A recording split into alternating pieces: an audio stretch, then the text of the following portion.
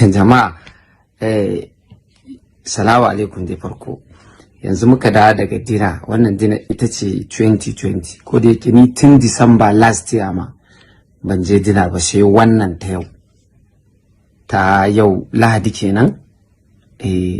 So an ba da mota. Sai aka ba da motar, ni an bani mota, sai aka ce min an baka mota, sai in ci to na gode.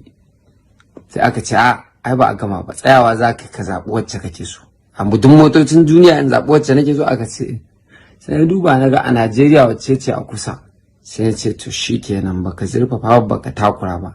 Sai na ce a bani G-Wagon 2019. Kun ga 2019 G-Wagon duk dinar da aka bada ita ai ta yi ko? An rufe kofa ba wata dina ne, sai dai mai bi nan da 2023 a ƙara irin wannan dina.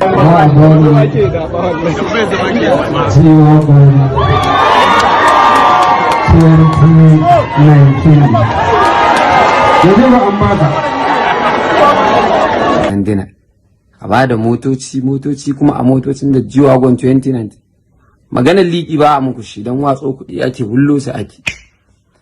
An bayar, yanzu muna nan mun zauna ana jiranta, kawai tana zuwa a buɗe mata ta shiga cikin yan uwa ta haɗu da ƙabila. Auren Abdullahi ɗan Cana da Zaituna, wannan Astiya. Ba mu je dina ba sai wannan. To dina da aka karɓi G-Wagon